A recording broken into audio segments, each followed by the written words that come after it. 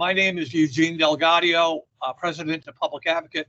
Thank you to everybody who subscribes to us.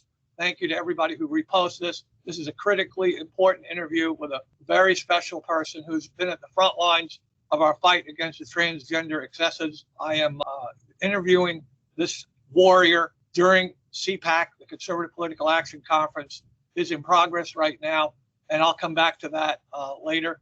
For our newer audience, I'm going to recap who exactly Chloe Clow is. Chloe Cole, from our last interview with Chloe, we learned that she was 11 years old when she was first exposed to gender corruption theory through online platforms. Chloe is an amazing woman, now a 19-year-old from Central Valley of California and a former trans kid who detransitioned after undergoing years of puberty blockers and an irreversible mutilation of a double mastectomy at the age of 15. Chloe is suing Kaiser, who performed the mutilation surgery, and traveling across the country. She's on a tour to share her story, raise the alarm, and warn other potential victims about the abusive gender transition procedures on children. Thank you for all you are doing, Chloe, for speaking the truth and your efforts to stop this evil. Since our last interview, how have you been? You look great. Thank you. Yeah, I've been doing pretty good. I've been pretty busy.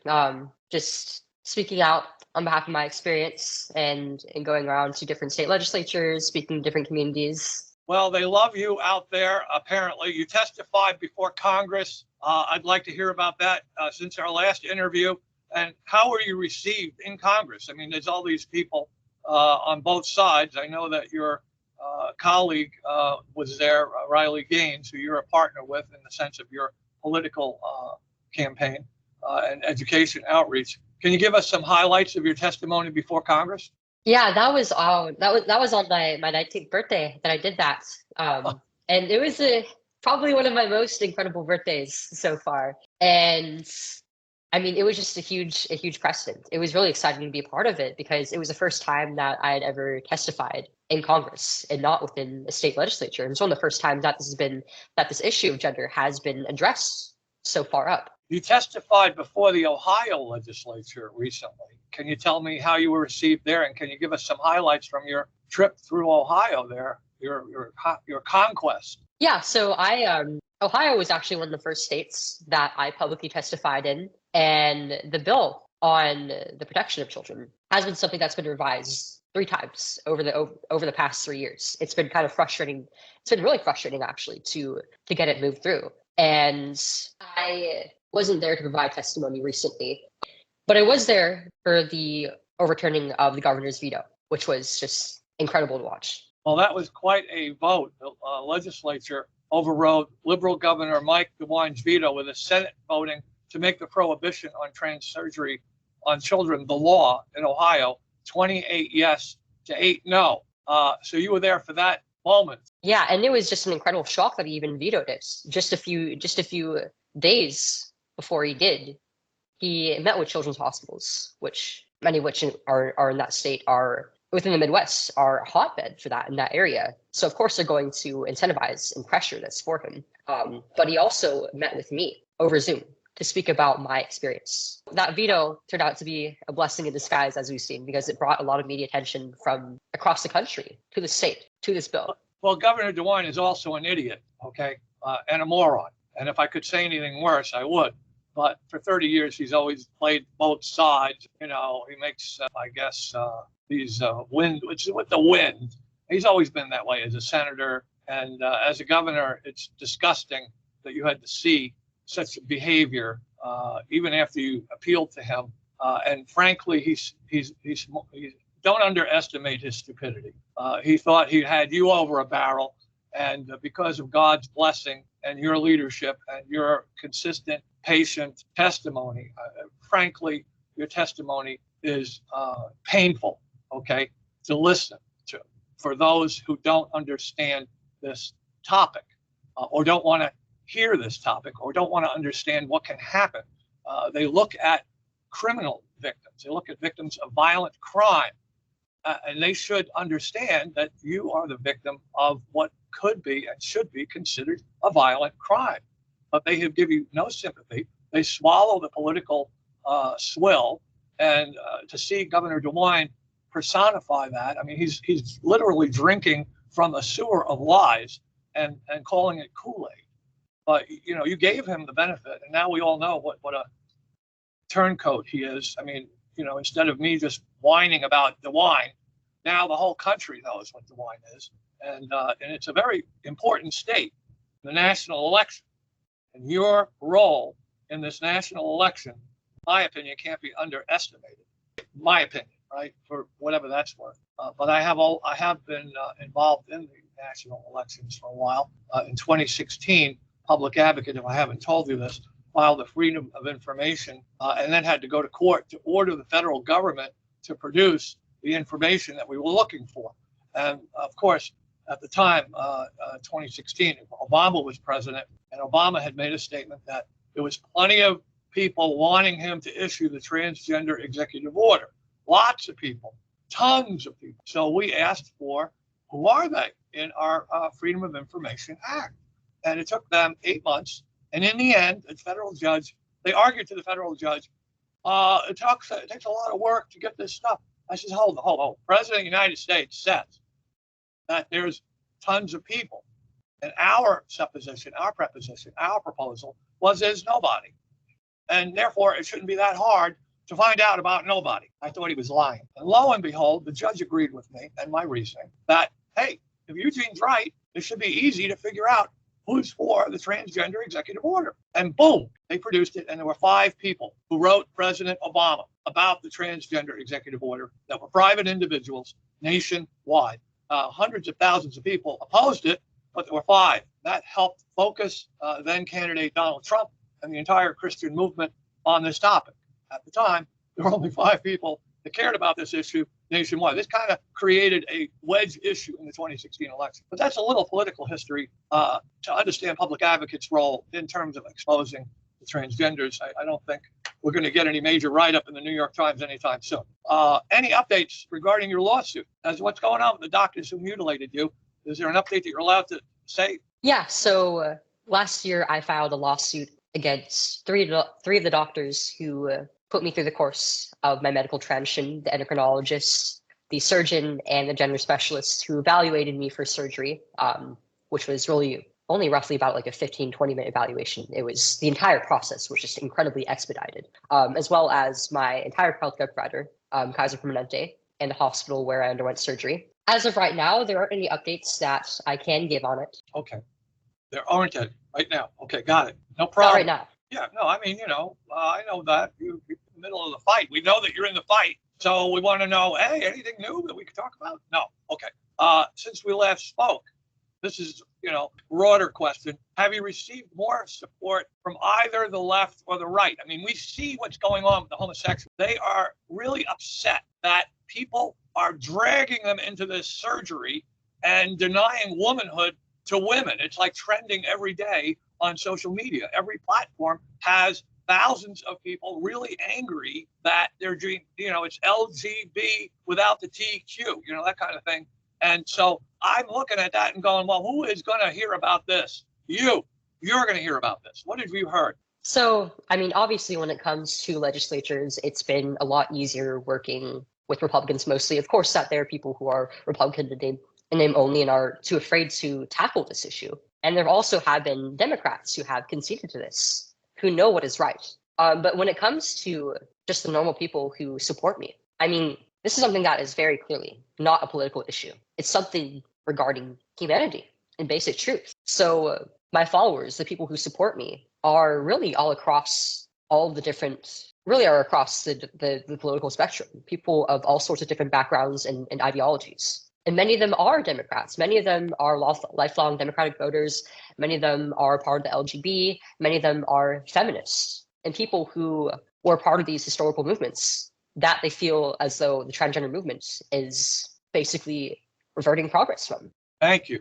What advice would you give to other girls that are considering this mutilating surgery? Because I talk to a lot of people, and really there's a lack of information, and you really are the number one exposer, if you will, or educator on this in the country, which I know don't let it go to your head, but you are literally the top critic of this surgery in the United States. So what would you tell anybody right now about this?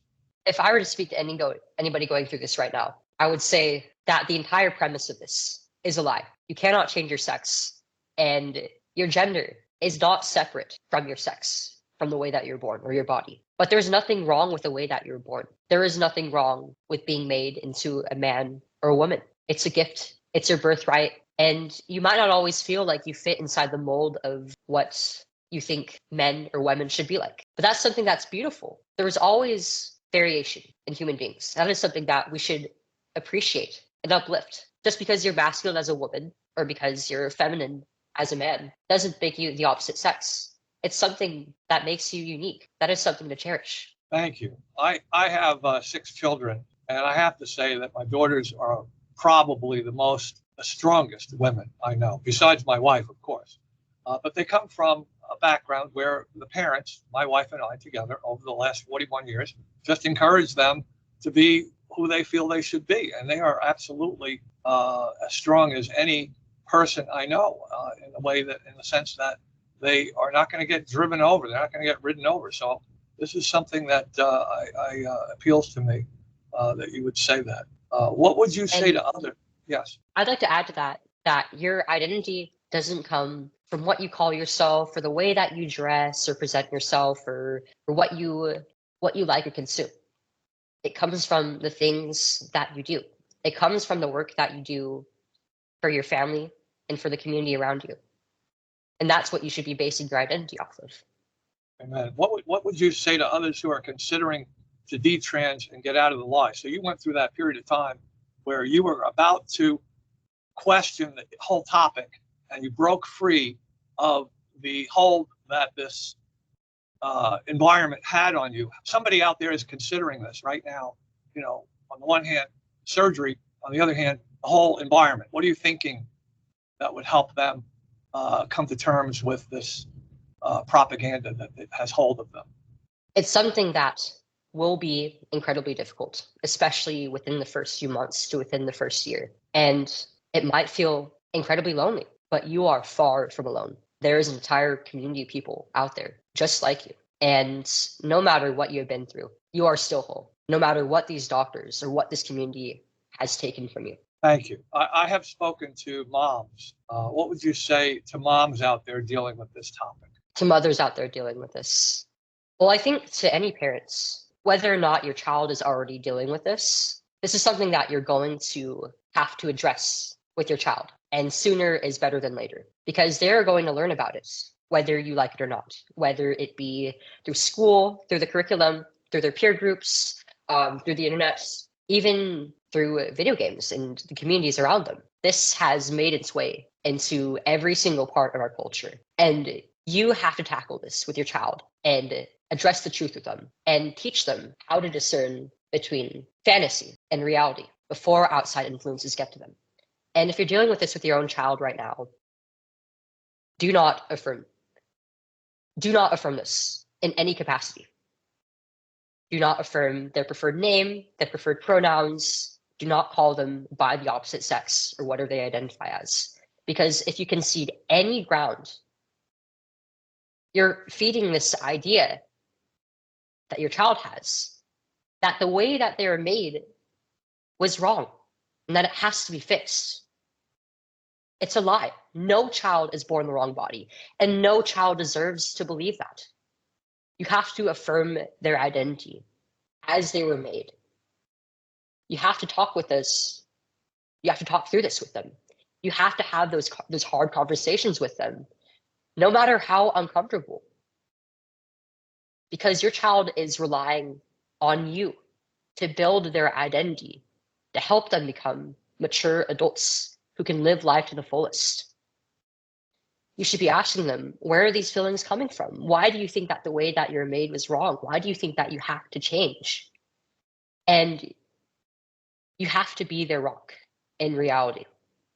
You have to help them build their identity, not through what games they play, what clothes they wear, but what they do through their hobbies, through their skills. I think that it's during that critical developmental period, especially during adolescence, it's important to feel like you have a role in your community. And so things like sports and school clubs, playing an instrument, being as part of a school band, I think are pretty critical to development during that point in time.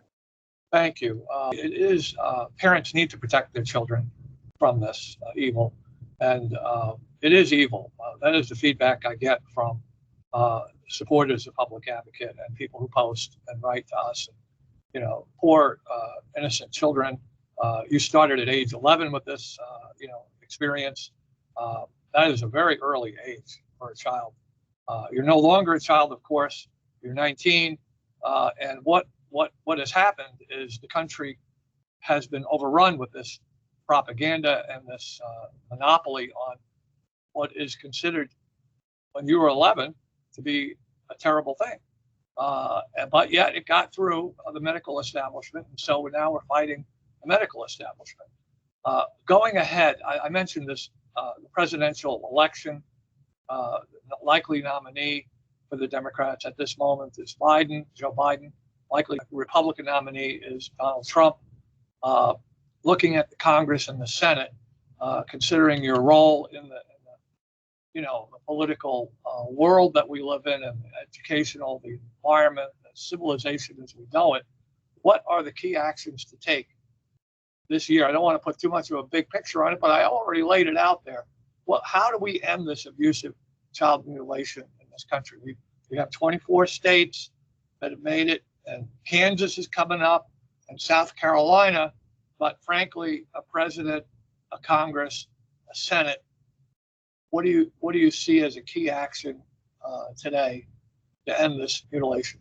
I think it's important to become involved in your community if you aren't already. It starts at the community level. You have to be involved in your child's school, keep up with curriculum, be part of the school boards, and make sure that this is not part of their curriculum, that this is not in any way being introduced to children, that parents are always included in the picture, and that children are not being introduced to these inappropriate ideas by influences other than their parents.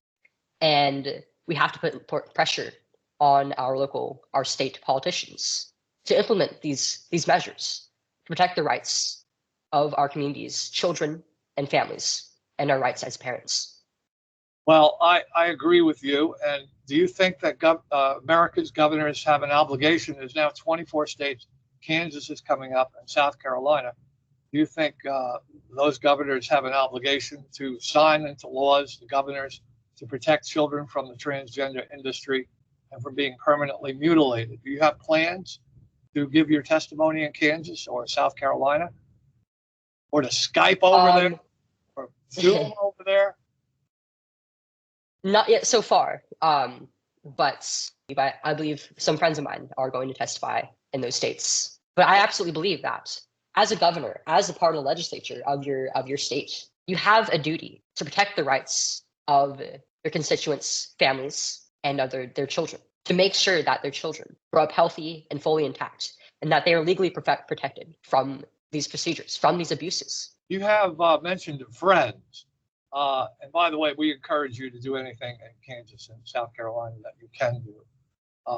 Your friends, we have noticed you and Riley Gaines on the panel last year at CPAC. Of course, she's a national star, probably in the world. She is the biggest critic of men in women's sports.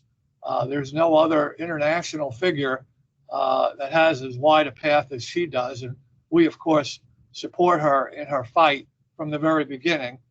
We have brought millions of supporters to her online for 3 years before we met you. But how do they about Riley Gaines? I'd like to hear your comments about her. And if you could tell me about the coalition I assume that you're part of. You were one detransitioner a year ago. Now there are 12 being interviewed by the New York Times. I would like to hear your feedback about your colleagues, your friends, your army. Yeah, so I mean, before I started publicly speaking out, even I entered some of the online communities around detransition to find like a place of solace, of support, of understanding what I've been through. And really, it's these friends of mine who often feel more like brothers and sisters who have kept me going in this fight. Just knowing that there are other people out there like me has motivated me to keep fighting for them and to make sure that our stories do not repeat in history. But as I've started becoming a public advocate, I've noticed that there's been a huge influx and many people detransitioning and desisting and coming forward with their stories online, and many of them even following in the footsteps of mine, going to their state legislatures and testifying to protect the rights of kids. And it's just been incredible to watch and be a part of. That's beautiful. That is really beautiful. Wow, what a testimony to have an impact like that. Are doctors and nurses and therapists morally responsible? I mean, people. That's another question I get from supporters and online commenters. How are the doctors and nurses and therapists not morally responsible? The harm that has been done and is being done to children in the name of gender affirmation, and of course, without getting into your lawsuit, that's the whole premise of the lawsuit. Should they be held legally responsible? Isn't that really the general focus of your mission, to kind of raise the standard of medical practice in the country from what it has become and what it should be? Absolutely. I think that the current standard right now for this is something that actually goes against the standards of care for medicine in general. Every doctor swears an oath to do no harm, and by interrupting and stopping a child's natural healthy development into an adult, by making children into lifelong patients and to slaves to the pharmaceutical industry, to taking away their perfectly healthy body parts and their fertility, their sexual function before they're even adults. Every single part of that is just criminal. And many doctors feel like that they don't have any other choice but to partake in this. But by being complacent, you are being compliant. You have a duty to your patient over your profession. Would that be a possible ally for you, someone in the medical community deciding that they're going to take on? I mean, we have this with COVID, we have this with the masks, we have this with the vaccines, and so on. Certain individuals stand up and then they get wiped out, slaughtered, deplatformed, investigated, and basically put out of business. Would that occur if someone were to speak against this in the medical community? Yeah, and I've worked with doctors who have lost their jobs or have stopped working in the medical industry because they couldn't stand to be a part of this. Okay, well, whistleblower Jamie Reid is one of them. Jerry, what's her name? Jamie Reid. Jamie Reid. We'll look that up. Jamie Reid. She worked in a gender clinic actually, and she saw the abuses that were going on. Well, we will look her up and see what her story is and report about her sad story. Let's talk about victories for a second. We were in Maine. We were helping them. We were providing testimony about the proposal in the Democrat-dominated liberal Maine about their declaring, like California is a transgender sanctuary state. They were going to welcome all the surgery that they could pack into Maine. And if you go into Maine, you cross over the state line, boom, you become, what do they call it? A police action. The parents would be prevented from stopping this. They could come in, child, driven there, become a sanctuary state. And then they voted it down, 12-0. Democrat-dominated Judiciary Committee voted it down and said, no, we're going to kill this bill this year. Does this possibility of similar laws trouble you or worry you in any way? California actually has a very similar law that makes it a sanctuary state for children to run away to, or for, say, like one parent to bring their child to away from the other parent to transition their child. It's evil. It's unconstitutional, I believe, and it's going to tear families apart. It's enabling trafficking of children. Now, have there been any? I'm interested in punishing a state like California for having that type of possibility. We have one here in Virginia. We passed a law here where you're just not allowed to automatically traffic a child. The state trafficked the child, and we had to pass a law. The child was taken into custody in Virginia, ended up in Maryland, and then back and forth the child went, and they named a new law introduced by Delegate David LaRock. He's now a former delegate, but he introduced it. It was passed, signed into law, that you can't just take children, at least in Virginia, and farm them out, and essentially be responsible for a lot of harm that was done to this poor victim. There is. I believe you're talking about the case of Sage. Yes. Terrible experience there. Yes. So they passed a law saying you can't just willy-nilly handle it that way. Is there a presidential candidate that you feel supports the right policies on the issues of trans children? Walking around that gently. I mean, so far there's been DeSantis and Vivek.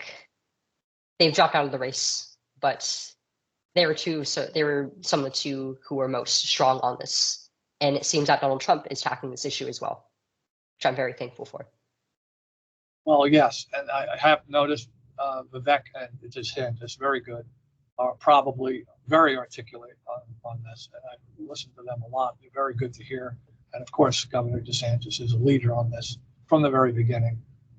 And we have very much been receptive to him for that leadership on this particular issue. He's cleaned up Florida completely. And President Trump overturned that executive order. That was his number one executive order when he came in as president. His first day was overturning the Obama transgender executive order, mandating transgender policies in every school.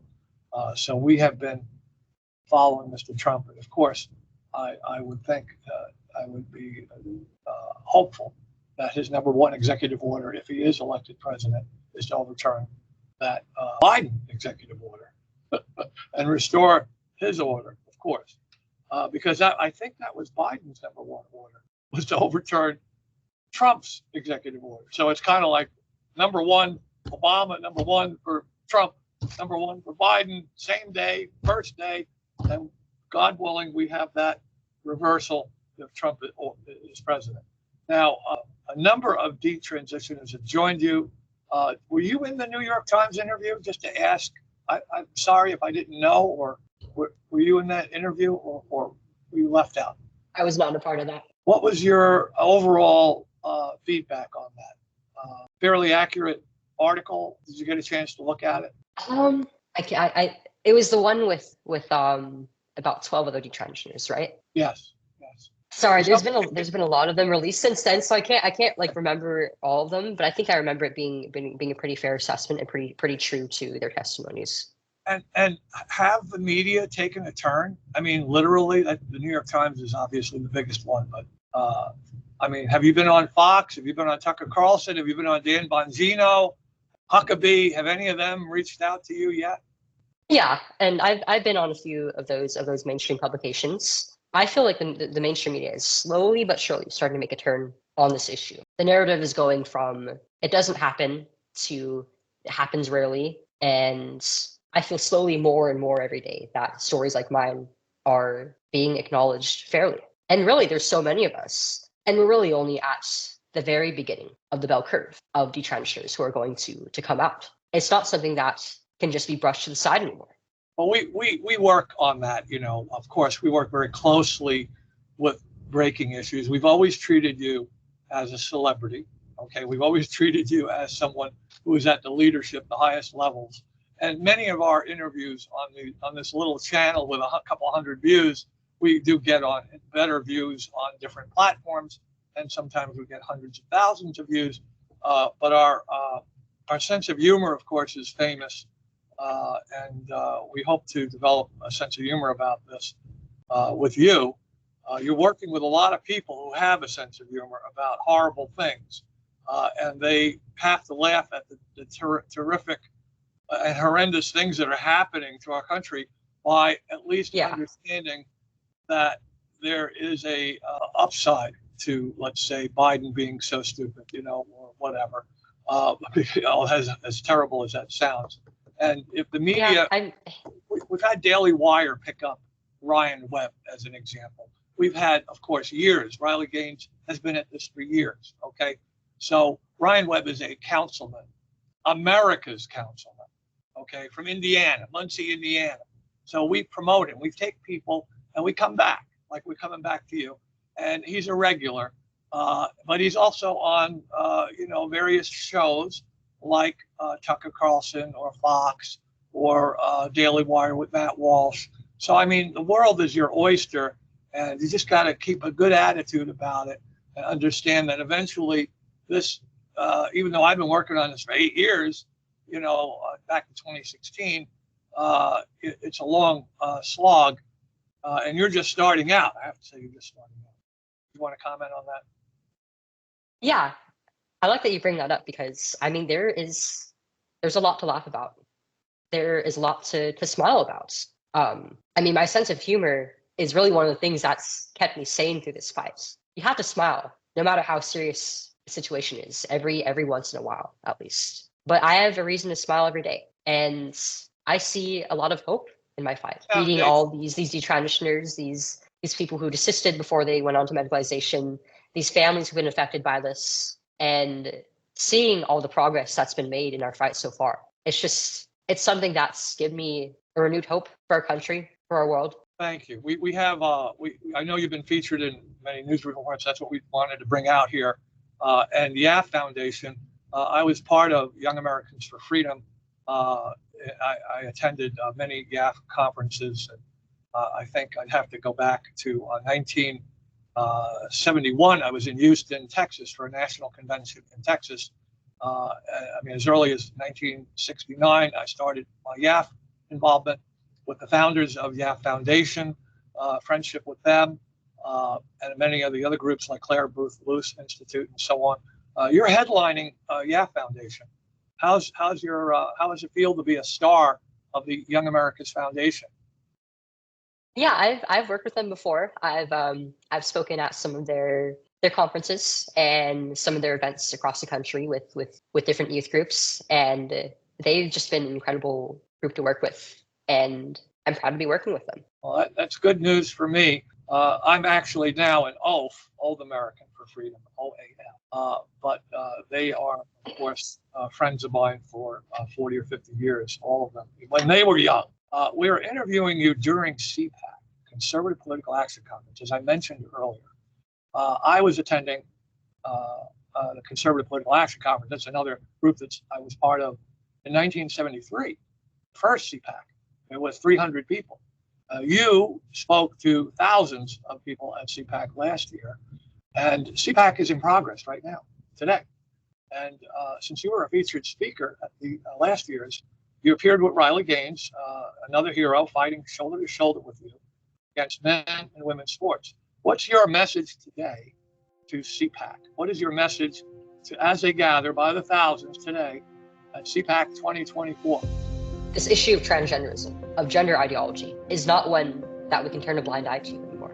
It's something that is affecting every single part of our country and of our society. It's tearing apart families. It's ruining the lives of our children and of our youth, of our young men and women. It's infecting our entire institutions, especially of medicine and of education. And we cannot let our fear get in the way of being a part of this battle. We have made a lot of progress just within the past few years, but we must continue for the sake of our children, of our families, of our country, and for truth.